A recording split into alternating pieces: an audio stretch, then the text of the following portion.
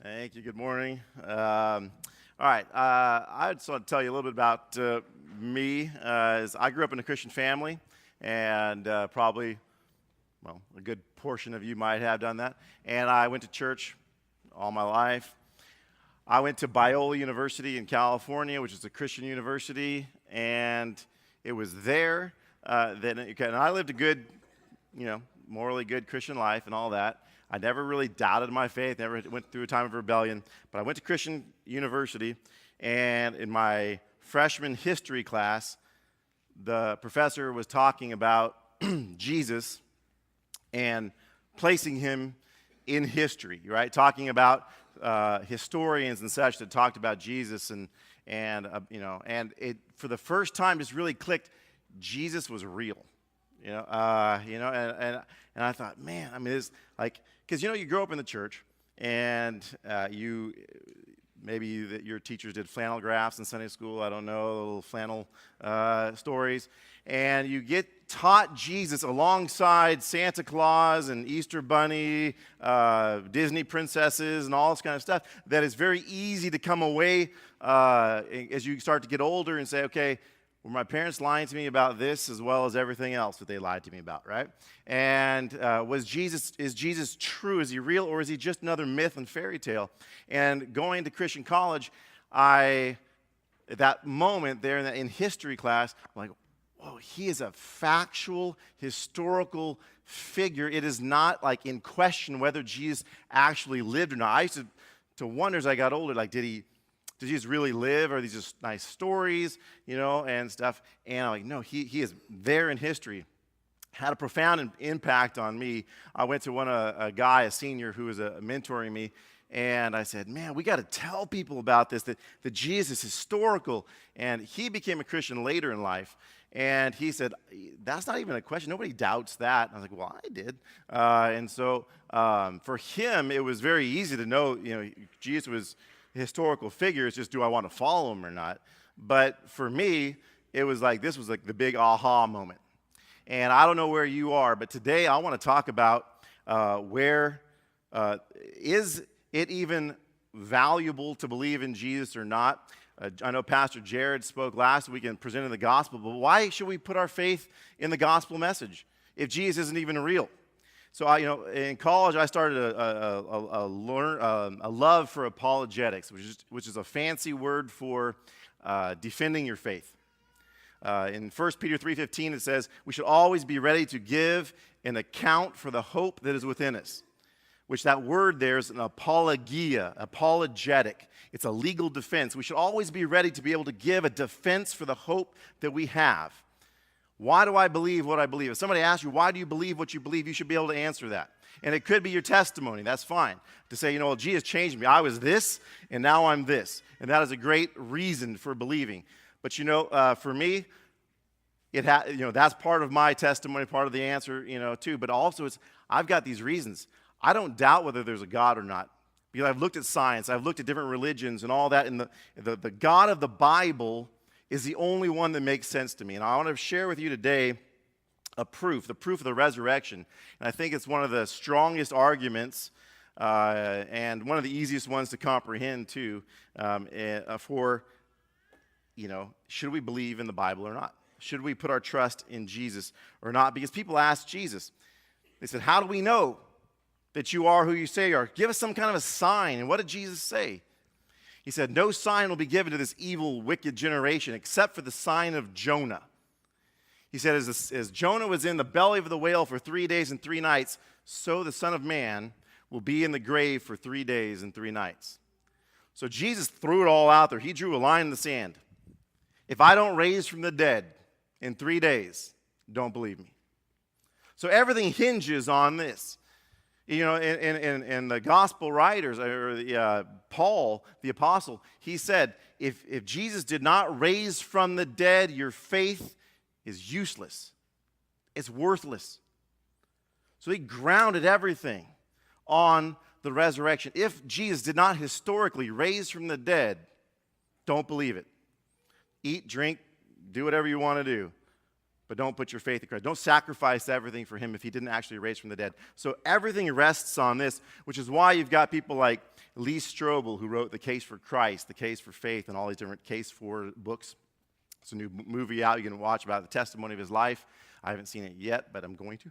And Josh McDowell, even before that, they set out. They were atheists. They did not believe in God. They set out to disprove Christianity, and they said, okay, Paul said, if the resurrection didn't happen, it's useless. And Jesus said, if the resurrection didn't happen, don't believe me. So I'm going to go and disprove the resurrection. Lee Strobel was a journalist, so he used his journalist experience to go and seek out the truth. Josh McDowell was a historian. He went out and sought to find out whether there's historical evidence that could disprove Jesus and the resurrection. And what both of those atheists became Christians, because they said the evidence is overwhelming that Jesus, in fact, lived, died, and rose again 3 days later. So that's what I want to share with you today. See, historians don't doubt the events of the resurrection. They don't doubt the events of the Bible. The Bible's historical. Now, if they don't believe in Christ and they don't believe in God, they don't believe in the supernatural, they doubt whether the miraculous happened, but they got to come up with some kind of an explanation for what happened here, because this is historical. They don't deny that. So like you see, if you watch the History Channel, any History Channel lovers that are willing to admit it, you watch like the History Channel and such, they'll talk about the Bible, and they won't deny that it happened, because they know what happened. It's historical. But like the Red Sea, let's take for example, they'll bring in people that will talk about the parting of the Red Sea when Moses split the waters and the Israelites walked through. They'll say, okay, this could have happened because there is a place in the Red Sea where the water is shallow enough, right? And if the winds, and they came up, I watched a guy, he had a model of this where he blew in a fan, and like if the winds happened at a certain time, they could blow through the mountains here and create a wind tunnel that would part that water, and it would be as if they were walking on dry ground and they could pass. Okay. Even if that's how it happened, it's pretty still miraculous that it happened just at the time as Pharaoh's army was chasing down the Israelites.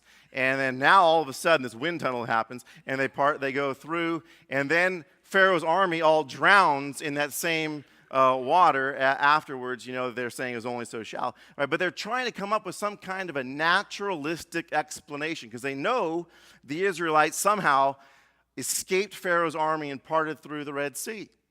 But they don't want to believe that God did it. It's the same thing with the resurrection. They know that Jesus lived. They know that Jesus died. They even know the tomb was empty. But they got to have some kind of an explanation for it. So I want to show you here 12 historical facts. These are what historians, whether they're Christians or not, agree on. Okay? And then they've got to figure out some way to explain all this. So the first slide. That Jesus died due to the rigors of crucifixion. They believe that Jesus died on the cross, that he was buried, that the disciples doubted and despaired because Jesus' death challenged their hopes. They were following Jesus, and then all of a sudden they lost all hope because their leader was killed. Right? They abandoned him. Fourth, the tomb that Jesus had been buried in was discovered to be empty just a few days later. Now, some of them will disagree with that because they know that if you say that the tomb was empty, it's really hard to say that he didn't raise from the dead. So they'll fight on this one, but I'll show you why most historians, even non-Christians, believe the tomb was empty. Fifth, the disciples had real experiences that they believed were actual appearances of the risen Jesus. Now, this is not saying that the historians say that Jesus rose from the dead, but that the disciples believed they saw him. They had some kind of an experience that to them, they believed was the risen Jesus. Might not have been him raising from the dead. Sixth, the disciples were transformed and even willing to die for the truth of these events. So they went from being cowards who ran away from Christ when he was crucified, even when he was arrested, to being bold and courageous and starting a new faith. That point 7, they made the very center, the resurrection was the very center of the preaching. And 8, the gospel was even proclaimed in Jerusalem, the city where Jesus had died. There were eyewitnesses that could have corroborated this, or it could have denied that these things actually happened. The Christian church was firmly established by the disciples, so they started a whole new religion. 10, the primary day of worship was Sunday, the day Jesus was reported to have risen. They believed so strongly in this that these good, God-fearing Jews changed the Sabbath from Saturday to Sunday, because that was the day that they said that he rose from the dead. 11, James, who was a skeptic, he was Jesus' skeptical brother, half-brother, was converted when he believed he saw the resurrected Jesus. He went from being a skeptic and a non-believer in Jesus to believing because he saw the resurrected, or claimed to have seen the resurrected Jesus. And then Paul, same thing. Paul, who was persecuting Christians, saw the resurrected Jesus, or claims to have seen the resurrected Jesus, and that was enough to change him from persecuting Christians to being one of the greatest missionaries of all time. So how do we explain these historical facts? Well, first, let's look at whether the tomb was empty or not. Why do historians believe that the tomb was empty? So there's a few reasons. One, the Jews had an explanation for it. The Jewish leaders that wanted to deny Jesus and his resurrection and all of that, they came up with a reason to explain the empty tomb, right? When on Sunday, when the tomb was discovered empty and the guards reported to the Jewish leaders, we screwed up, he's not there. And the Jewish leaders said, let's spread the news. And they spread the news that the disciples stole the body. Why would they come up with this explanation for an empty tomb if the tomb wasn't empty, right? So people started to believe that the disciples stole the body, or that was what they were being told. Why do that? The tomb must have been empty. Another reason is that the tomb is not revered after that. If Jesus' body was in the tomb, the disciples would go and revere the tomb. They would pay their respect to Jesus. We don't know where Jesus' tomb is today. If you go to Israel, I've been there. I don't know if any of you have been there, but if you go to Israel today, there's 2 sites that they'll take. If you say, I want to go see Jesus' tomb.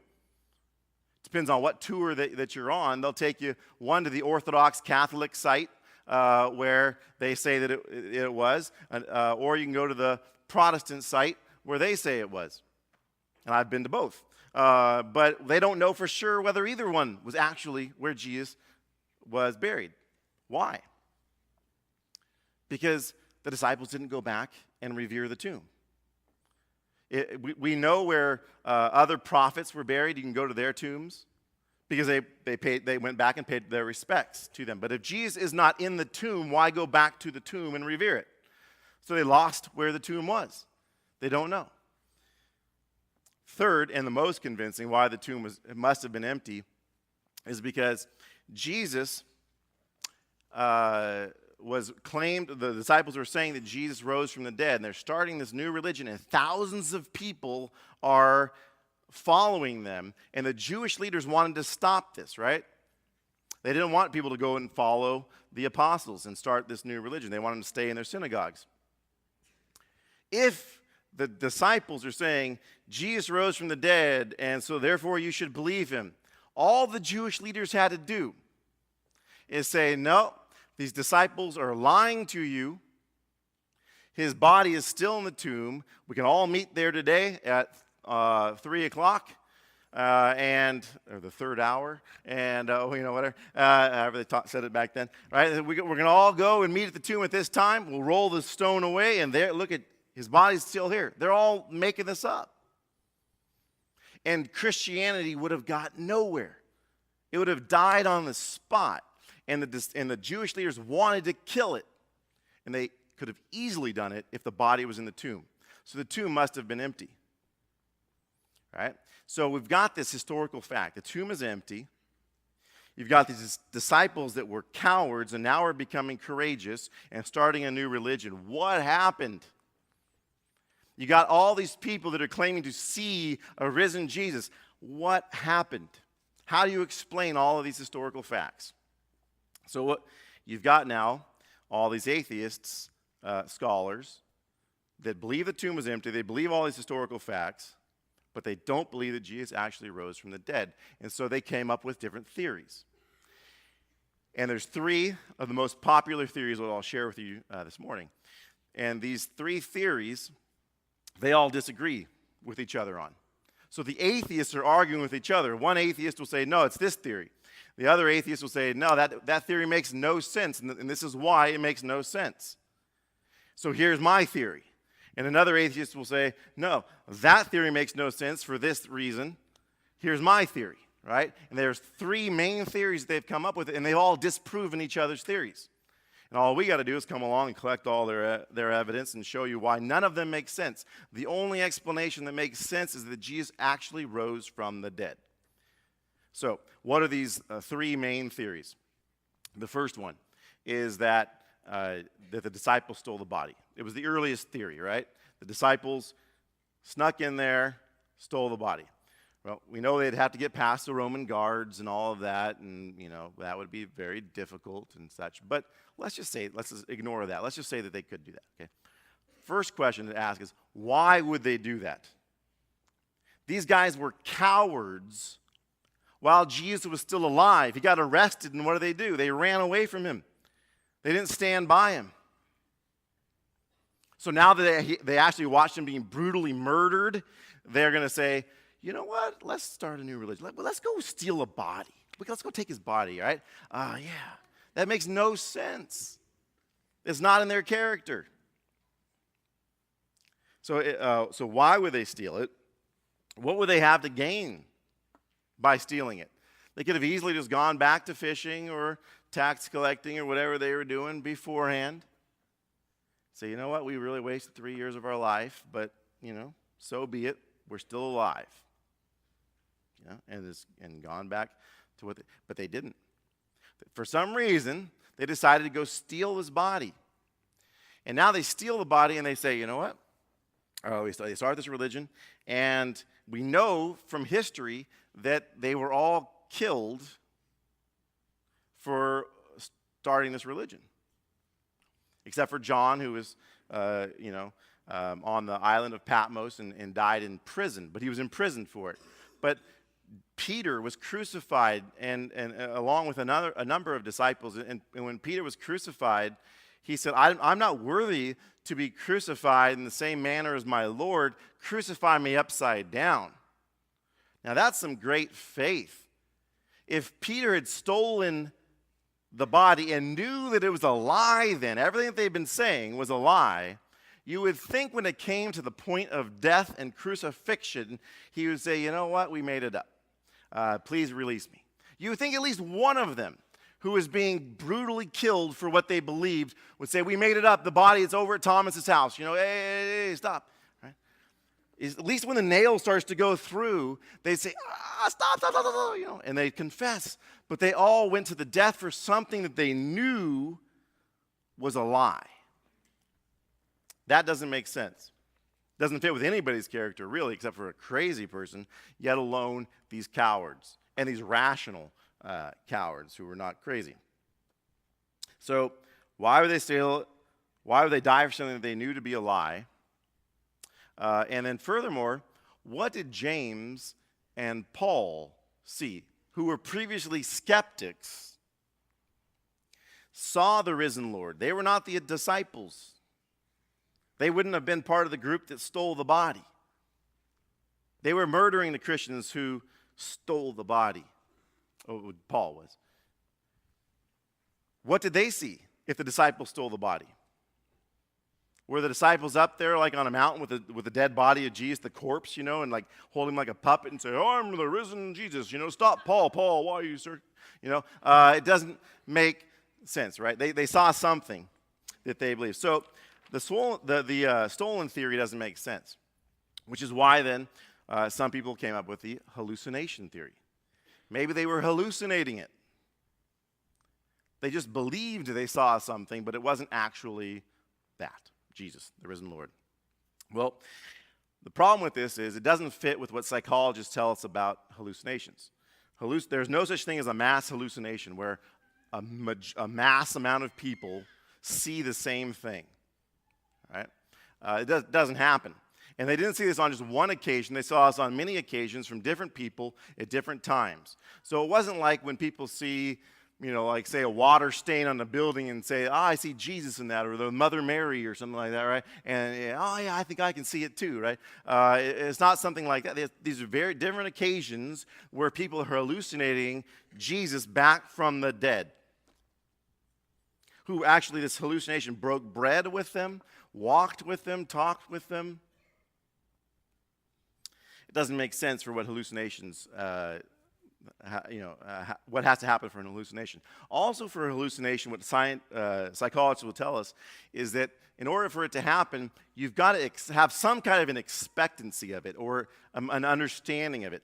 The disciples did not believe that Jesus would raise from the dead 3 days later.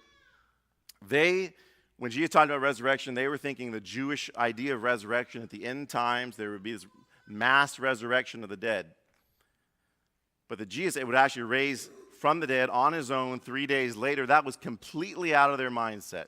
We know that because that morning when the women went to the tomb, expecting the body to be there and putting burial spices on the body, they were shocked. And when the body wasn't there, and they said, where did they put the body? Where did it go? And then they went back to the disciples when they found out that it was the risen Lord. And the disciples, they didn't say, oh yeah, you stupid ladies.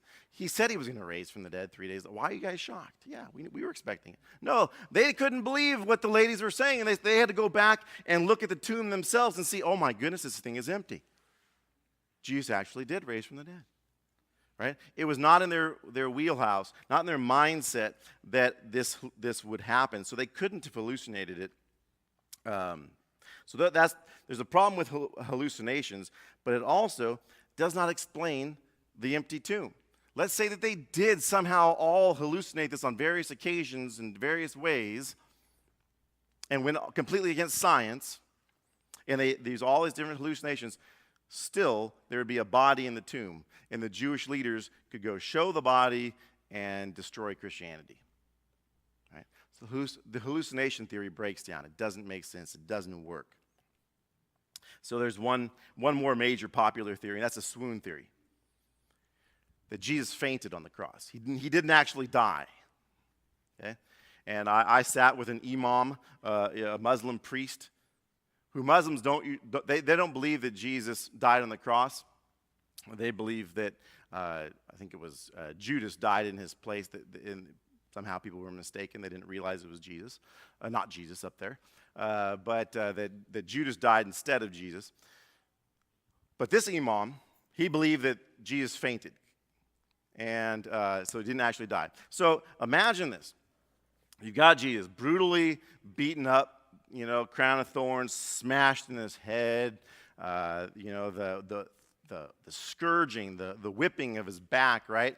And as many of you know, they used the cat of nine tails, and that was the Roman way of scourging, whipping, which was 9 tails were 9 pieces of strips of leather bound together so that it came out to 9 fingers on the end, that they would put bone and pieces of glass and things like that, sharp things into it, so that it would grab onto you like a cat's claw, right? And then these torturers would whip you, and so it would grab onto your side, grab into your flesh, and then they would pull your flesh off. And the typical beating, the maximum type of beating, was 39 lashes. And so you imagine 39 times being whipped like that.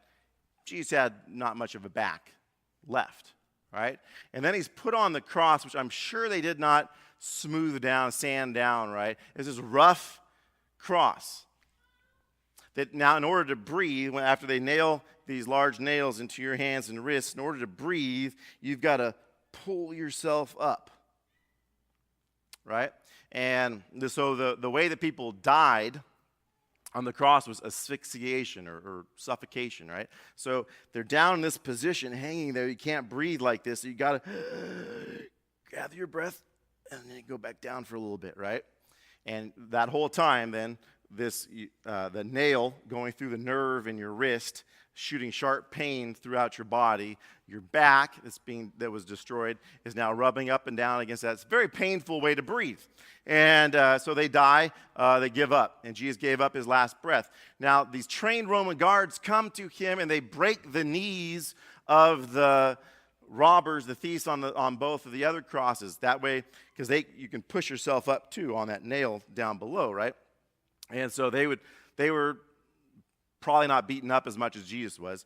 And so they were still alive and breathing. So they broke their legs so that they could not breathe anymore, and they suffocated and died. But when they came to Jesus, these trained Roman guards saw he was already dead, so they did not break his legs, fulfilling Scripture, right?